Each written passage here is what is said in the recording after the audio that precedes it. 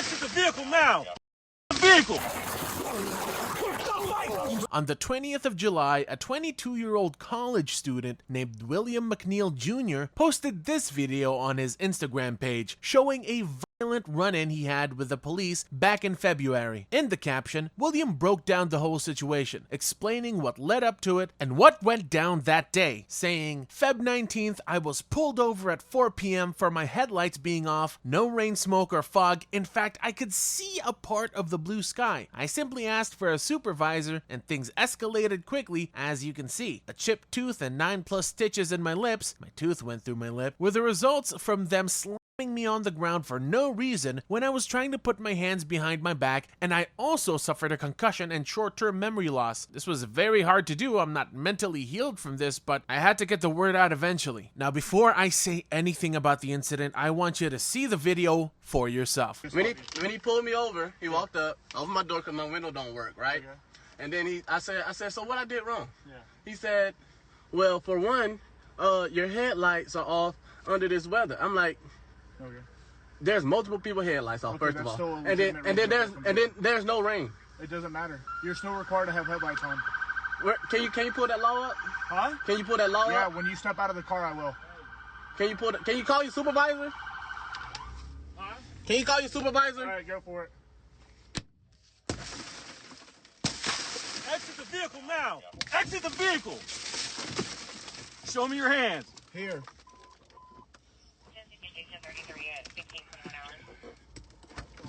I'm here. What is your reason, sir? Step out. What is your reason? Step out now. All right. Get on the ground. Don't. Get on the ground. Stop fighting. Put your hands behind your back. Put your hands behind your back. Hands behind your back. What's wrong with you? Ain't no talking now, man. Ain't no talking. Shit, bro. I was fooling, bro. What's going on, man? You're under arrest. That's what's going on. No, bro. Yes, bro. You Yes. have a lawful reason, bro. Big knife center in here too. You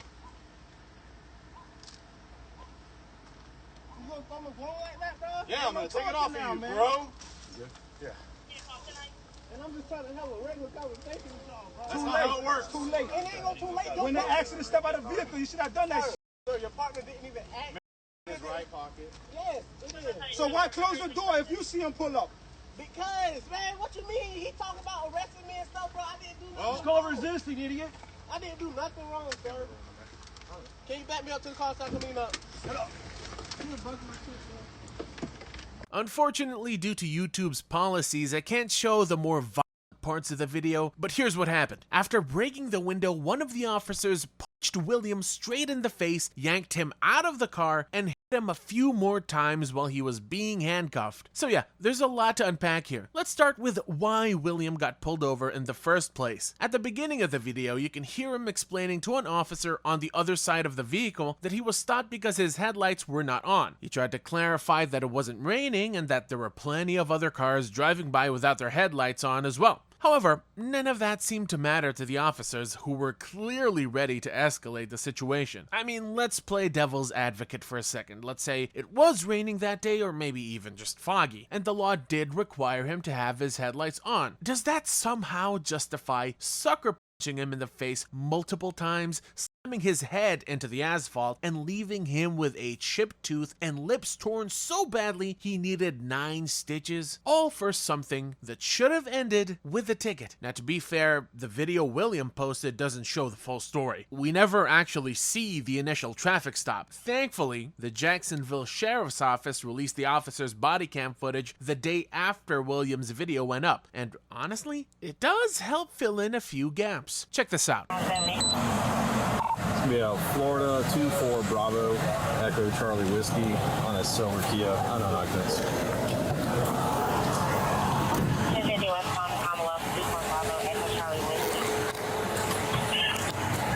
Yes, sir. Is there a reason why you're popping the door open like that? I don't have a window that works. Is there a reason that you're pulling me over? Yeah, absolutely. There's a reason why I'm pulling you over. For one thing, inclement weather, you don't have your lights on. 2 things, you're not wearing your seatbelt. It's daylight. 3, I don't need the lights. And it's not weather. It's not raining. Oh, this is inclement? It's not raining. Okay, I'm not arguing with you. I'm telling you why I'm pulling you over. Give me your driver's license, registration, proof of insurance. No, call your supervisor. Why? Excuse me? Call your supervisor. Why did you pull me over? 7735, I'm cooperative dog driver. I've already told you. Why did you pull me over? Step out of the vehicle. No. Step out of the vehicle.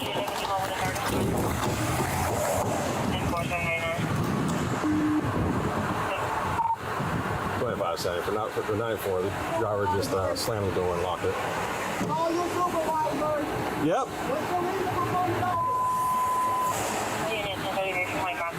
Now look, slamming the door on a cop, locking yourself in the car, and refusing to get out, that's probably not the smartest move in that moment. William absolutely had the right to ask why he was being stopped, and technically, he could refuse to show ID if there wasn't probable cause. But even with that said, refusing to comply like that is only going to escalate the situation, especially with cops who already seem on edge. Should he have just stepped out, shown his ID, maybe taken the ticket and just go on with his day? Probably. But does that justify the officers beating him up like that? Absolutely not. Also, you can clearly see the other cars in the background driving without their headlights on. And even when more cops showed up on the scene, a couple of them didn't even have their headlights on either. Classic case of rules for thee, not for me. 25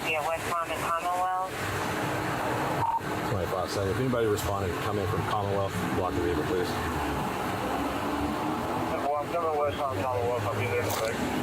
Keep your hands where I can see them, sir.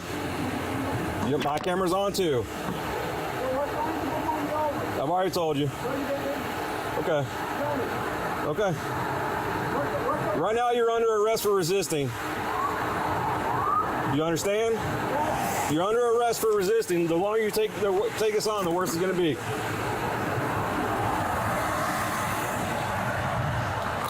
Keep your hands where I can see them, sir. Okay.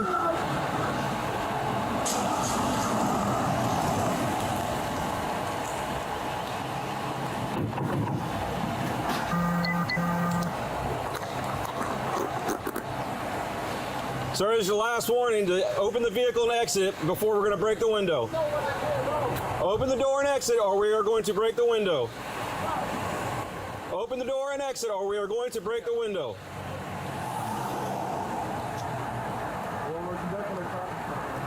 No, he's under arrest.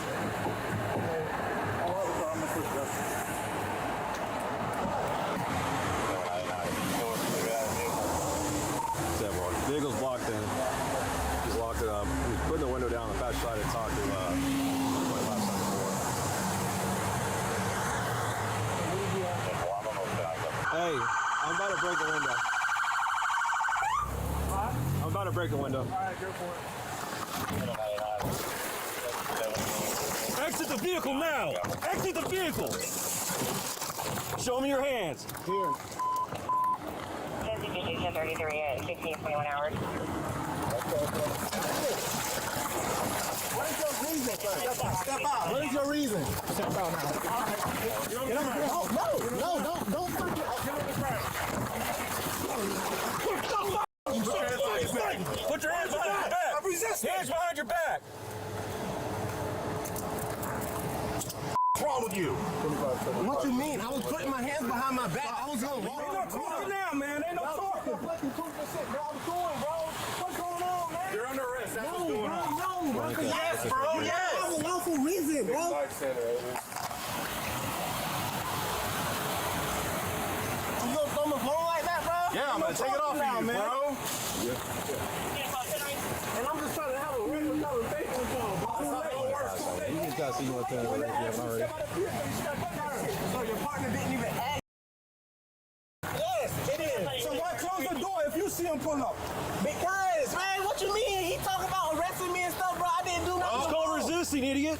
I didn't do nothing wrong, bro. I don't know. Can you back me up to the car so I can lean up? Sit up. You a bust my bro.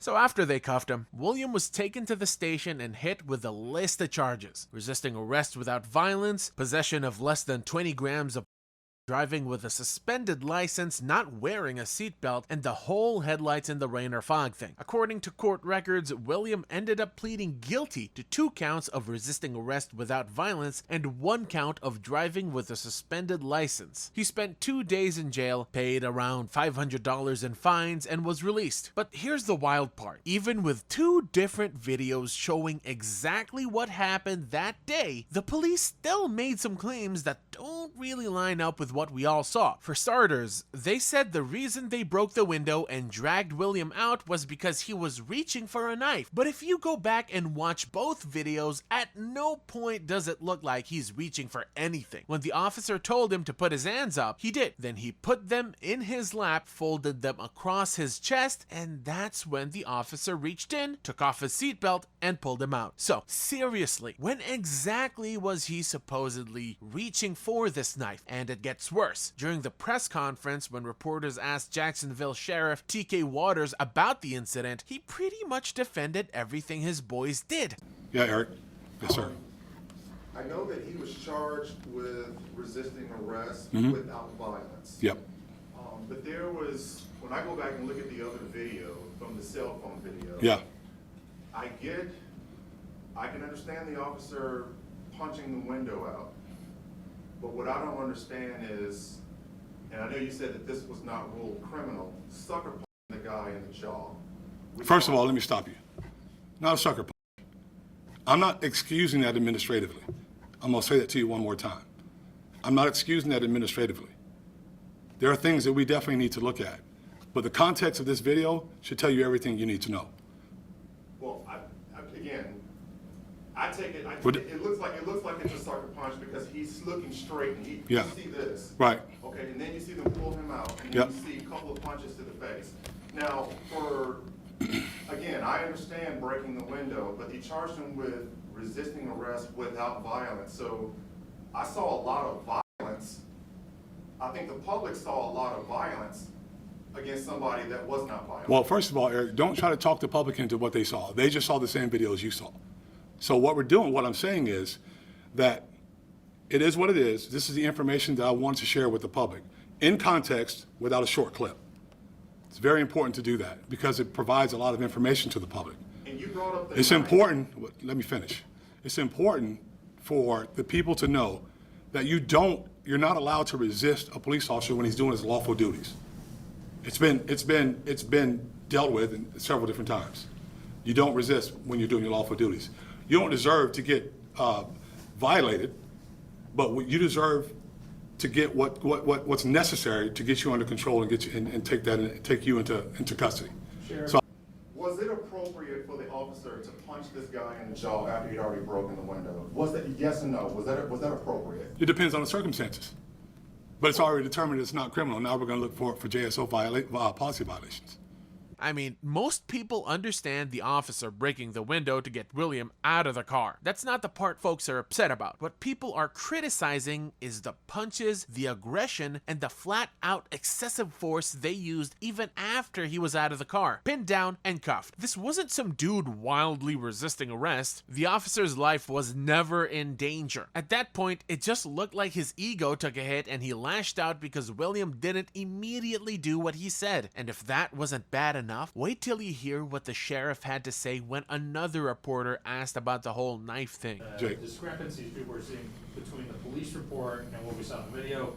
And even what we saw in that video was the allegation that McNeil had reached down for the knife. That was in the police report. Where'd you see, what police report did you see that in? In the arrest report for McNeil, that was stated that the officer saw him, reach for the knife that was on the floorboard. The video that was posted to social media, and even in there, I couldn't see any clear indication of that. I mean, do you see that when you're watching this? No, actually, I don't see where his hands are. I can't assume, Jake. No one can assume. we operate off facts and facts alone. I can't make assumption. All I can go by when I read those things is what's stated in the report. I'm not saying whether it's true or whether it's not. I'm saying no one sees his hands at that point. He says, put your hands up, then his hands come up. But it was after the strike to the face. Like I said, again, I'm not trying this case in front of the public. I'm trying to give the public the information in context of what happened. No one saw his hands at that point.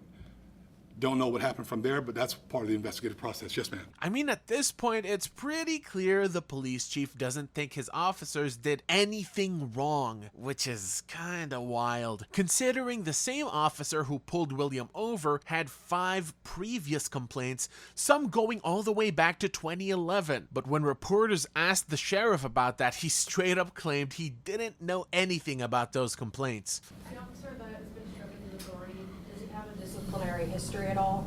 Not that I know of. We'd have to look, but I don't think so. And let's not forget, this whole thing happened 5 months ago. There wasn't even an investigation until William posted that video online. So yeah, it's hard to believe they're going to take real action now, not to mention the state attorney's office already cleared the officers of any criminal charges, and all they're looking into now is whether the officer violated any internal JSO policies. As of now, Officer Daniel Bowers has been suspended and pulled off all law enforcement duties while the investigation plays out. And from the looks of it, William plans to sue, so we'll see where that goes. He also launched a GoFundMe campaign to cover his medical bills, fix his car, and recoup legal fees, which has since raised over $19,000. If there's any major update, I'll definitely cover it in a follow-up video. Well, that's it for now. Thanks for watching, and I'll see you in the next one.